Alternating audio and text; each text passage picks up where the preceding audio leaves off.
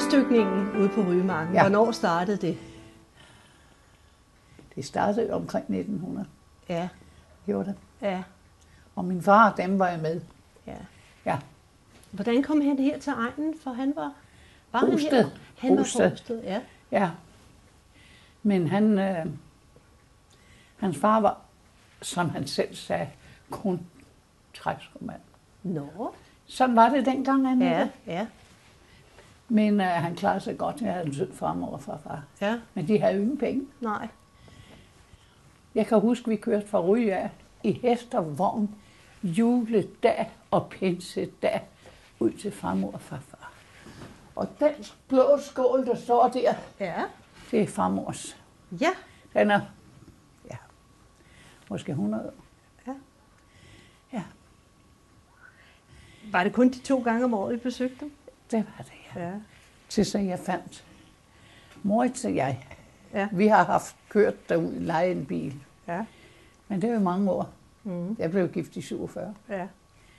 Ja, men der var ikke mange år. Men hvordan fandt din far, der var træskomagersøn på? Ja, Var han bare ude og tjene bønder? han kom ned og tjente på Skovrødergården. Var det så der, han traf din mor? Ja, hun var kokkepige. Ja. Og så blev de stadshus jo udstykket fra Rygård. Ja. Og så, ja, Så kom han i betragtning? ja, og der har de jo så vel faldet fra hinanden. Ja. Og så kom de med. Ja. Og det er 1921 blev det bygget. Ja. For din mor, hun var ikke nogen træskomagerpige. Nej, det var hun ikke. Hun var nede fra en af dem, man satte i. Fra Langtved, der var jo sådan en gård, som var udstykket. Ja. Evig feste, eller hvad hed det? Livsfeste. Der var hun fra. Ja. Ja. Men den er ikke mere. Nej, de er brændt. Den blev brændt. Ja. Desværre. Ja. Det var Lermosegård på vej ud Det var til Lermosegård. Bramsen. Ja, ja. Jeg er født i 24, Ja. så de er gift. De er så nok blevet gift i 1922. Ja. Det vil jeg tro. Ja. Men din farmor, startede han på husmandsstedet, ligesom Niels Peter Olsen gjorde, Ja, ja, inden han var fuldstændig. gift? Ja. Ja, Ja. det gjorde han. For de var jo venner hele Ja. og kom sammen. Vil det sige, at din far han lod også stedet bygge, inden han hjemførte sin kone? Ja, Uha. det gjorde han. Ja. Og der var en ny stue. Den pæne stue. Ja, og den pæne gang. Ja. Hvor mange man kun, der var gæster. Hvor mange rum var der i huset? Der var den nye stue, Ja. og hver dagligstue, og der var soveværelse. Og der lå vi 3 børn i. Ja. Og de Og voksne? far og mor. Og far og mor. Ja, altså, der var i seng til os jo. Ja. Ja, det var sådan. Ja. Ja. Var der så den ene stue, den brugte de ikke? Nej, når der var gæster, så blev jeg åbnet døren til en ny fin stue. Hvorfor kaldte du den nye stue, for hele huset var jo nyt? Ja, men det var noget pjat, det gjorde de. Ja. Juleaften, det er den bedste jul, jeg nogensinde har haft. Mm. Som barn, husk på, jeg kom ud af tjene som 14-årig. Ja. Klar mig selv. Og så var juletræet pyntet, vi havde ikke set det. Nej. Juleaften blev taget ind i stuen, Ja. og så fik vi en hel sodavand. En helt sodavand. Vejr. Hver. Hold da op. Det var stort. Og det var jo ikke de store, voldsomme gaver, vi fik. Mm. Men vi var jo så glade for en lille ting. Mm. Alene juleaften. Mm. Og så dansede om juletræet. Min far kunne synge. Ja. Ja. Nej. Hvad lavede du, da du var barn hjemme? Altså, du var ældst jo. Ikke? Jeg var 4 år ældre end de andre. Ja. Da Ellen blev født, eller Birgit blev født, der lå jeg kravlede bag så min far, han løb over. Ja. Ja. Så satte han sådan en portion, hvor der var en 5-6 i. Så skulle jeg pille af, der måtte kun stå en. Ja. For søren, hvis jeg fik pillet dem alle sammen. Jeg må skynde mig at plante den. Ja. Ja. Havde han sået dem selv i Ja. et plantebed? Jo, ja. jo. Ja. Og så satte han dem ud, så skulle du... Det blev sået i sådan en række her. Ja. Og så hakkede man. Ja. Og så var jeg nemt, når jeg kravlede bagefter og satte måske en 8-9 stykker. Så skulle jeg lade en stå tilbage. Ja. Der skulle være sådan et stykke med. Ja. Mm. Ja. Hvad lavede du ellers som barn af Ja. det hele? Ja. Hvad var det hele? Ja, det var sådan. at der ved jeg ikke, hvor jeg var. 7 år kunne jeg mælk. Ja. Jeg havde bare den skavank. Jeg var bange for dyrene. Åh. Jeg var bange for en ko, de sparkede og sådan noget. Men det gjorde man. Ja, jeg malkede. Og da jeg kunne, så hejede jeg. Ja. Og det var altid Frederiksborg hest, min far havde. Det var jeg også bange for, for de løb, de var stærke. Havde han Frederiksborg heste? Det havde min far. På et husmandssted? På et husmandssted. Ja. Hvad sagde de andre til det? Ja, det var, skulle han have. Skulle han have? Og så tromlede vi. Ja. Har jeg også gjort det. Sad på, der måtte vi sidde på tromlen, og så løb med mig en dag. Nu skal jeg tage hånden ned. Ja. En dag. Ja. Og jeg var så bange, jeg sprang, og ikke for benet i tromlen. Er det ikke utroligt? Ja. Okay. Men han sprang, han gik hen i ro. Ja. Så sprang han hen mig og tog silen og gav den nogen over nakken, og så kunne jeg sætte mig op igen. Så han lod dig køre alene med dem? Ja, gjorde jeg det. Ja, det var ikke fordi han sådan gik foran eller ved Nej. siden af eller noget. Nej. Han skulle lave noget andet. Ja. Ja. Var dine mindre søstre lige så meget med? Det synes jeg jo ikke, men at det... Ja. Ja. Der er 4 år fra dig til Ellen. Ja, og 6 til Birgit. Ja, altså, og der er 2 år imellem de to. Ja. Ja. Og så, der var så mig. Forventede han mere af dig end de andre piger? Ja, så var jeg nok det bliver man jo lidt mere barsk, Ja. når man er den store. Og han var glad for mig, far. Ja. Også den, der skældte ud, hvis ikke det passede mig. Ja. Men så fik vi jo, ja. Du sagde fra? Du sagde fra, hvis han ikke ville hvis han høre på dig? ville slå dyrene, så blæste jeg fra. Nå, Så noget ville jeg ikke have. nej. Nej. Men du siger, at han havde altså 2 Frederiksborgere. Ja. Ja. Hvad havde de andre i rygerækken Nå. af heste? Ja, de havde, nu siger jeg ikke andet, vel nogen. Det var sådan nogle småkrej. Ja. Ja. Ja, han havde Frederiksborg. Ja. Var der råd til at have Frederiksborg heste på sådan et sted? Det må han jo have. Ja. Han var meget utrolig med det. Så købte han, da der var gået 3 år, et sted. 3,5 sådan land ved Ryge. Ja. Og så fulgte et hus med. Ja. Ja. Hvad var det for lidt? Det ligger der endnu, men det ligner jo ikke sig selv. Nej. Hvis du kører fra Ryge til Tokkelstrup, Ja. så ligger der et på højre side. Sådan Ja. der langt. Ja, Ja. det var det. Det gamle bindingsværkshus. Ja, og der hed Dotea også været på der. Ja, Ja. nemlig. Ja. Ja. Der må vi billeder af. Og det fik han. Der købte han ikke huset, han købte kun jorden. Huset og 3,5 tønder land. Ja, og så lejede han det ud. Ja, huset lejede han ud, de der boede der, men de kører jo ingenting dengang. Men det var jo ikke jord, der lå op af den jord, han havde i forvejen, vel? Nej, Nej. det lå op ved Ryge. Ja. Og der blev så stillet 3 kvier ind. Ja. Og det skulle jeg fore, inden jeg gik i skole, også når jeg gik hjem. Aha. Men det kunne jeg godt. Gik han ikke op selv og kiggede til dem dagligt? Det ville jeg ikke. Jo, en gang imellem gjorde jeg. Altså, de stod så i den stald ved det, i det hus? De stod i stalden. Ja. Men det var sådan. Ja.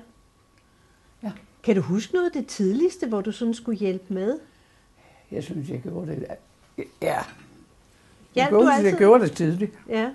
Jeg malkede også 3 tuberkelkøer, inden jeg gik i skole. Altså, der blev tuberkulose med kvaj. Ja. Og det måtte man ikke have. Nej. Så skulle de slås ned, men de havde jo ikke råd til, så havde de jo ingen. Han havde altid mange køer. Ja. Det havde de jo ikke råd til. Mm-hmm. Så blev der sat 3 køer ind i svinestallen i den anden ende. Ja. Og det malkede jeg, inden jeg gik i skole. Ja. Og det var så for at holde dem i gang, køerne. Ja. Blev de så frikendt for sygdommen? Nej, eller? så blev de til sidst slået ihjel, når Nå. stallen blev renset. Ja. Og så kom der nye ind. Ja. Ja, det gjorde der. Men må de godt aflevere det mælk på mejeri? Nej, jeg tror, de brugte det selv. Ja. Men hvad var så formålet med det? Det var det, at de ikke skulle ud og købe. Ja. De havde mælk i huset. Ja. Ja. Så det var det. Ja. Og det var dem, der stod oppe ved Dorthea Osvald? Ja, nej. Det var kvier, Nå, det var kvierne. som jeg forrede. Ja, som du bare skulle få. Ja. Og så tænker jeg på at holde fest i dag. Ja. Vi havde vandfald, vi vasker os i. Hvordan har jeg lugtet? Når du kom i skole? Ja. Ja. Men så siger mine mor, dit pjat, de har lugtet ens. Ja. Og det er sikkert rigtigt. De andre børn i naboejendommene, de skulle vel også lave sådan noget om morgenen? Men det skulle de vel. Ja. Jo. Ja. Hvordan var I egentlig modtaget i skolen? Nu var der jo... Altså, I var sådan en hel flok børn, der kom dernede fra husmandsstederne. Ja. Hvordan var I anderledes end de andre i skolen? Bønderne var bønder. Ja. Og så var der arbejderne fra Rygård. Ja. Det lagde de aldrig op. Gjorde man ikke. Nej. Dem var I ikke sammen med, Nej, eller hvad? Nej. Man kan rende derop. Men hver søndag, når de sov til middag af far og mor, så snød jeg, så rendte jeg ud i skoven. Ja. Og så træffede jeg dem jo alle sammen, altså skæg. Ja. Ja. Var der nogle bestemte steder, I legede? Ja, på Dyrehavsparken og dernede omkring. Ja. Det var langt væk. Ja, men det tænkte jeg jo ikke på. Nej. Var der nogle gode kammerater blandt de jo, der landarbejderbørn? Og jeg har bagefter som ældre, eller ikke ældre, undersøgt, hvad der er blevet af de børn. Ja. For de sad jo, de havde det jo ikke særlig godt. Nej. Hvad? Nej. Nej. På den måde sad nede bagved. Ja. De har klaret sig utrolig godt. Mange af dem, kan du tro. Ja. Det har de. Ja. Men den var jo en standsforskel. Ja. Ja. Hvad med læreren? Gjorde han forskel? Ja, det synes jeg, han gjorde. Ja. Der var jo ikke mange bønderbørn. Jo, dem fra Jenslev. Nej. Var det Jenslev-bøndernes børn? Hvad hed han? Eliassen? Ja. Jenslev. Astrid Eliassen. Hun er vist levende endnu, er hun ikke? Jo. Det er hende. Kom jeg til fødselsdag hos, da jeg var ung. Ja. Barn. Ja. Det var helt fantastisk. Ja. Og en, der hed Tove, og hun bor herude. Ja. Ejner, ja. Ja, de var gårdmandspiger. Ja. Ja. Men det har jeg haft godt med. Ja. Hvorfor ja? I skulle ikke slås for, I var sådan nogle husmandsunger? Nej, men det var også det eneste. Ja. Ja. Ja, det var sådan. Så der var sådan 3 lag i skolen Ja, var i der. Rye? Ja, Ja. det var der. Mm. Var I så også dummere, eller var I Nej. klogere? Eller Nej. Havde Nu jeres skulle jeg forældre... lige til at sige, Ja. Havde jeres forældre tid til at læse med jer? Det var der vel min ikke far noget? var god. Ja. Ja, det synes jeg. Så var det ham, når der var noget med stil. Og... Ja. Men vi havde jo ikke så mange fag, som i dag. Nej. Jeg var så også. Men de interesserede sig for jeres Ja, det skolegang. gjorde han. Ja. Ja, det gjorde mor jo også, men hendes var lidt andet. Ja. Gjorde de andre børn der på vejen der, var deres forældre også interesseret i, at deres børn ligesom skulle noget mere? Ja, det tror jeg. Skulle du med ud og pille æg og sådan noget, da du var Jo, helt lille? det skulle jeg, ja. Ja. Havde din mor meget høns? Altså Ja, de fjerkræ? havde høns. Ja, og det var jo alt blev, hvad skal vi sige, sået. Mm. I store urtehave, hvor alt blev dyrket. Ja. Man gik ikke hen og købte noget. Nej. Det var man ikke. Var din mor god til? Havde hun grønne fingre? Ja, men hun var god til at passe hus og mad. Ja. Det var hun. Havde hun så også en prydhave? En fin Ja, have? foran. Ja. Ja. Var Men det noget, hun gik op i? Ja, Ja. men ikke så voldsomt. Men Nå, lidt. Ja. Jo.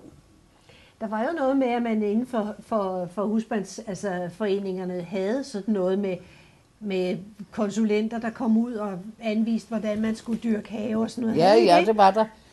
Jeg kan huske, min far, han fik en første præmie Ja, for et eller andet, og der står skålen ude i gangen, ja. som hunden drikker af. Aha. Ja. Var det for, men det Det var var så for landbrug, tror jeg, det Ja. var. Ja.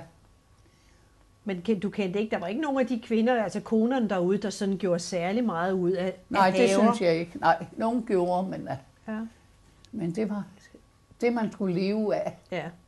Det var køkkenhaven. Ja, køkkenhaven, det var meget vigtigt. Ja. Hvad fik I så? Spiste I kartofler hver dag? Ja, det tror jeg, vi gjorde. Ja. Jo, men vi fik meget god mad. Og, Ja. ja, suppe og, Ja. ja. Din mor havde været ude at være kokkepige. Havde hun så Ja, lært jeg var- lidt mere end sådan almindeligt mad? Nej, ja. Men ja. Jo. Vi fik almindelig frikadelle og Ja. kogt. Ja. Sådan var det. Henkogte hun? Ja. Det gjorde man dengang. Ja. Det gør man. Også kød. Det tror jeg, hun gjorde. Ja. Medisterpølse. Ja, det gjorde hun. Og Men de frikadeller. havde jo det, man kalder et stort sulekar. Det havde de. Ja, Hvor stod det? det stod.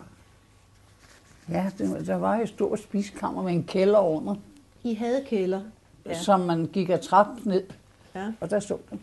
der stod det. Sulekarret. Altså, så I slagtede jeres egen gris? Ja, det gjorde de. Ja. Slagtegrisen. Ja. Sådan var det. Hvor tit var det? Cirka.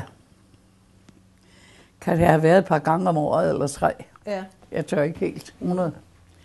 Nej. Men det var ikke sådan nogle små grise nu? Nej, for søren. Det var en stor gris. Ja. Ja, det gjorde de. Ja, glemmer det aldrig. Så havde man i bryggerse, der havde man brygheden. Og der kogte man den blodpølse. Og jeg kunne jo så lide ved. Kunne du ikke lide det? Nej, ikke dengang. Der elsker jeg et stykke blodpølse. Er det rigtigt? Ja. Jamen, det var fordi, jeg var tvunget til at være med og ordne de tarme. Nå, Sådan var Okay. det. ja. Hvad skulle du gøre? Stå og holde, jeg kan nu huske det.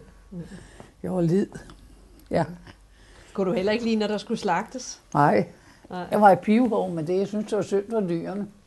Ja. Men jeg kunne da godt se, at det var i orden. Ja, Ja. ja. Slagtede I andet end gris hjemme? Havde I får, lam? Nej, Nej, kalv? kalv, ja. Men det synes jeg ikke rigtig far gjorde. Nej. De blev bare større så solgt. Ja. Men grise, det Ja. slagtede de. Ja. Ja. Kom der en slagter, eller gjorde de det selv? Ja, der kom en slagter. Ja. Han gjorde det ikke selv. Nej. Hvem var det, der rejste omkring og var slagter dernede? Jeg tror, det var en fra Soby. Ja. Det var det. Ja. Jeg kom og slagte. Ja. Ja. Men jeg var jo kun hjemme til jeg var 14 år. Ja. Men der var du alligevel stor også Ja, til at det var huske jeg. sådan. Jeg kan så tydeligt huske det. Ja. Så kom min familie, min mor, ude fra Jenslev Mark. Langt ude. En Lastblad Andersen hed han forresten. Ja. Har haft en gård. Ja. Og der kom datteren, eller hans datter, eller familie kom kørende i bil derud og sagde, må hun ikke gå med i vores skole. Jeg. Men jeg var jo feste. Ja. Hun var den eneste i Ryge skole, der skulle i Roskilde og gå i skole. Ja. Ja. Det fristede ikke din far og mor, at du skulle have en uddannelse? Nej. Det havde man jo slet ikke dengang. Nej. Tanker om. Der var heller ingen af de andre børn derudefra, der sådan gik Nej, videre? nej. Ikke hvad jeg ved. Det var kun til konfirmationen, Ja. og så... Ja, men vi havde en fin konfirmation, Ja. hvor de dansede, jeg kan nu huske det. Og en hvid Dansede kjole de? på. Og så havde vi det, man kalder et gammeldags. Ja. Og der var sådan en krog. Ja. Og så gik jeg ud med en fin kjole på. Så fik jeg revet en flænge i den ene side. Så det var jo ikke populært. Nej. Så I holdt stor fest hjemme, da Ja, du blev det var vi. konfirmeret? Det var ja. vi. Det var lavet fint. Var det Så så holdt I... i sovekammeret. Gjorde det det? Ja, og så lavede en rinsede, og der dansede vi.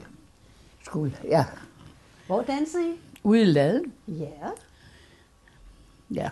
Hvor mange var der med til sådan en konfirmation? Nu havde min mor jo ret mange søskende. De var 7. Ja. Min far havde kun 1. Ja. Ja. Så jeg synes, det var fantastisk. Altså, der var jo breve dengang, hvor man fik en 2 kron eller en 5 kron. Hvad? På, jeg blev konfirmeret i april, og jeg kom ud og tjente til mig. Så det er jo ikke så længe. Hvad var det, 38 eller 39? Ja, ja. 39? Ja, der var det været. Jeg er 14 år, da jeg kom ud. Ja. Jeg fyldte den 16. februar 14 år, Ja. og jeg kom ud til mig. Ja. Ja. Jeg kan nu huske se cyklen, jeg kom hjem. Har jeg været ude i marken, tror jeg. Og derude i det land, så jeg kom hjem, så stod der en cykel. Og det var hende, der var festen mig. Ja. Så de ville så gerne have et husmands. For de var vant til at skulle lave noget, bestille noget. Ja. Vidste du godt, at der var... Jeg havde en lumskærmelse, Ja. da hun var der. Ja. Hvordan fandt man ud af sådan noget? Der havde jo ikke ligefrem det rygtedes jo. Husmandsdøtrene, de kunne altid få arbejde. Ja. For de var vant til at bestille noget. De har nok annonceret tiderne, og så har din far set det? Jeg ved det ikke. Nej. Ja, hvordan det er undersøgt. Jo, jeg havde nu set cyklen under køkkenvinduet. Der vidste du, det var... Ja, så var så, ja. Nu var det alvor. Og hun hed Marie. Ja. Ja. Var det hende? Var det konen selv? Ja, det var hende. Ja. Jeg havde sådan en gammel, kedelig mand, kan jeg huske. Ja. Men at det var som taget af beregning, har jeg nær sagt. Det tror jeg. Ja. Det gjorde man jo dengang. Ja. Man skulle have en med lidt. Ja. Det er det, der hedder karriereplanlægning i dag. Ja, det gjorde de jo. Ja. Ja. Jeg kan bare huske, at jeg skulle op og ordentligt redde sengene i kaldkammeret, der lå oven på stallen, nede hvor jeg kom ud af tjene. Og jeg var så bange for mørk. Ja. Og lå lyset brænde, det måtte jeg ikke på trappen til at få grebet sengene.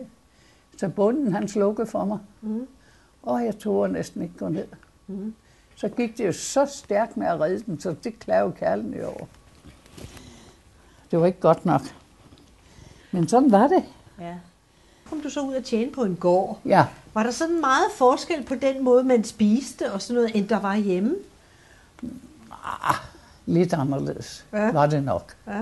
Der var jeg lidt, men ellers ikke. Min mor var dygtig til at sørge for det. Det var hun. Men der var jo et par kale og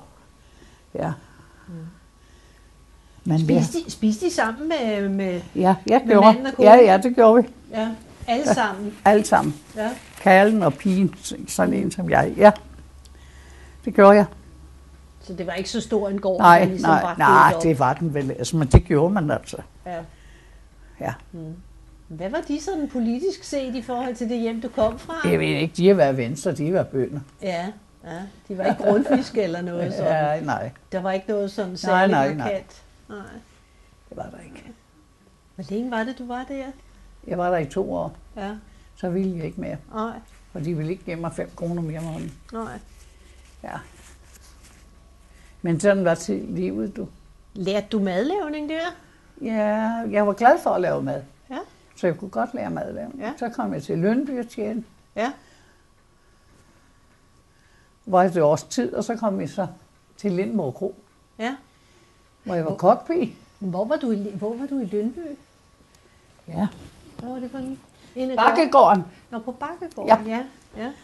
Jeg er gået fra Lyndby, og jeg er hjem og se til far og mor. Ja. Ind over markerne i sneen. Ja. Men var ikke så sart. Nej. Jeg var glad for min far og mor. Ja. Det er klart. Ja. Så man også, og så kørte far samtidig hjem i Caen, hvis det var vinter.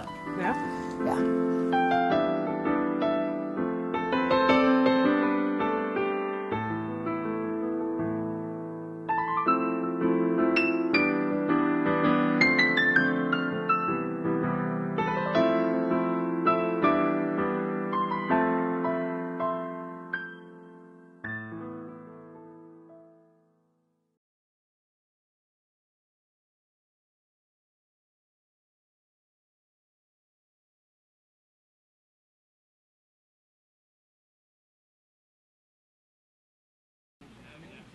Jamen, jeg hedder Lise Høst Madsen, og jeg er her sammen med min kæreste, der hedder Teddy, og vi bor egentlig i Sverige, og vi har fattet kærlighed til det her gamle svenske håndværk, der hedder næversløjt, og det betyder egentlig bare at arbejde i birkebark. Og når vi synes, det er så dejligt, så er det fordi, at det kan anvendes til utallige praktiske formål. Det er meget, meget holdbart, og det har nogle lange historiske traditioner her i Norden. Det er faktisk sådan, så at de ældste ting, man har fundet i Danmark, stammer helt tilbage fra Maglemosekulturens jægerstammer, og så er vi tilbage til 7-8.000 år før Kristi. Det synes jeg er meget spændende, og det vil jeg gerne være med til at bevare. Er det rent birketræ, I arbejder med? Ja, det er ikke birketræ som sådan. Altså man kan have birketræ, men så er det som låg i sådan en bøtte her. Men det er barken, vi bruger, og vi bruger bagsiden af barken. Det man kalder vedsiden, det vil sige det, der vender ind mod træets stamme, den er stærk og vandskyende, eller nærmest vandtæt. Derfor kan man også bruge barken til restaurering af historiske bygninger. Og jeg kan for eksempel fortælle, at da man restaurerede Christiansborg Slotskirke for nogle år siden efter ildebranden, så skulle man have svøbt søjlerne inde i kirkeskibet, skulle man have svøbt ind i noget, der beskyttede dem. Og så kunne de få tagpap, og hvor mange år holder det? Ja, det holder 30 år. Så tager vi birkebarken, så har vi 300 år. Den proces, der skal til for i form af materiale, kan du kort fortælle om, hvad man gør? Ja, jeg kan fortælle så meget, så om 3 uger, der kører vi op nord for Polarcirklen og besøger Alvar, som har nogle store skovstrækninger op i Nordbotten, tæt ved den finske grænse.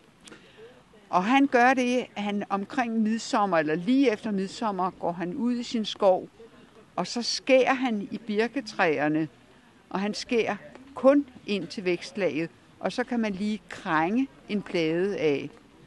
Og det er sådan, jeg normalt får det med fragtmand op fra det nordlige Sverige.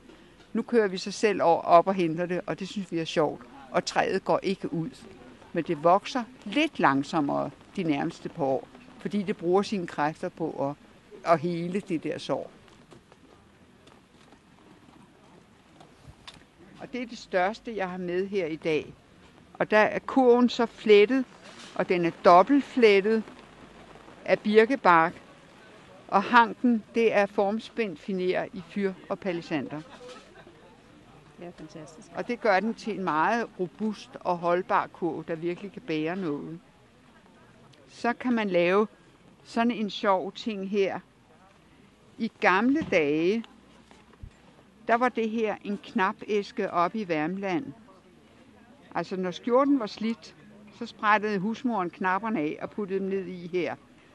Og det så jeg så en model af i Sverige, og så tænkte jeg, at det må kunne bruges som sparebøsse. Og det kan man sagtens gøre. Og det er også nemt nok at få pengene ud, når man skiller den ad. Men det er svært at samle den igen, når man kun har 2 hænder. Og hvis man er alene hjemme, så er man jo afsløret.